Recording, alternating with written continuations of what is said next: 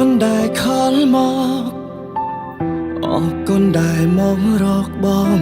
និយាយពីគេប្រាប់បងថាមានរឿងអ្វីគេធ្វើឲ្យអូនឈឺចាប់ស្ទើររៀងរាល់ថ្ងៃឲ្យបងជួយគិតរឿងថ្លៃត្រូវធ្វើបែបណាមិនបាច់មានចំឡាយកូនអាចឆ្លើយខ្លួនឯងបានដែរព្រោះគេត្រឹមតែមនុស្សដែលមិនស្មងនឹងអូនឲ្យបងត្រូវធ្វើបែបណាបើជីវ៉ាមិនតន់អងអាឡ័យបងដឹងចិត្តថ្លៃ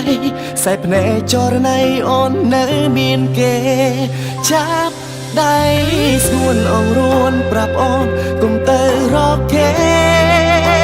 ឬអូនភ្លេចហើយមែនទេគេធ្វើឲ្យអូនឈឺចាប់យ៉ាងណា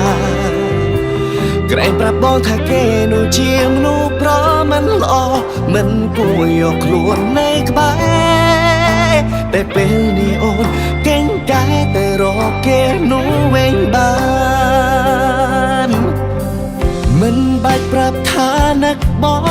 ងនឹងតែអូននៅស្នេហ៍គេរឿងដែលមានមេប្រាប់បងនោះជារឿងអ្វីទៅបងមិនយល់ប៉ុន្មានមិនដឹងខ្លួនឬគេធ្វើឲ្យឈឺយ៉ាងណាត្រូវចាំទុកថា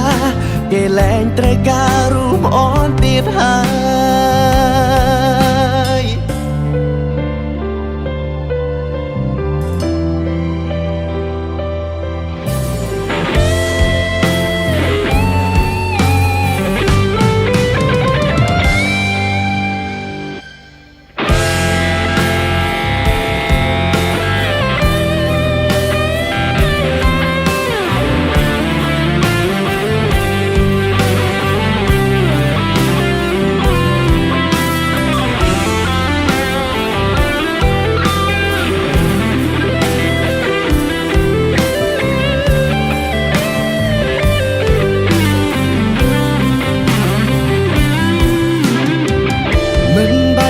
ចំឡាយកូនអាចឆ្លើយខ្លួនឯងបានដែរព្រោះគេត្រឹមតែមនុស្សដែលមិនស្មងនឹងអូនឲ្យបងត្រូវធ្វើបែបណាបើជីវ៉ាមិនតន់អងអាឡ័យបងដឹងចិត្តថ្លៃសែភ្នែកចរណៃអូននៅមានគេចាប់ដៃស្ងួនអងរួនប្រាប់អូនកុំទៅរកគេឬអូនភ្លេចហើយមែនទេគេធ្វើឲ្យអូនឈឺចាប់យ៉ាងណា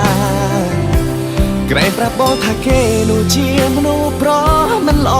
មិនគួរយកខ្លួននៅក្បែរតែពេលនេះអូនកេងកាយទៅរកគេនោះវិញបានចាំដៃស្ងួនអងរួនប្រាប់អូនកុំទៅរកគេឬអូនភ្លេចហើយមែនទេវាធ្វើឲ្យអូនឈឺចាប់យ៉ាងណា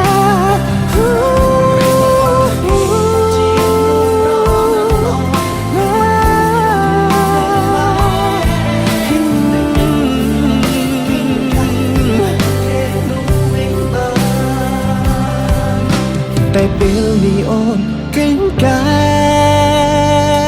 យទៅរកគេនោះវិញបាន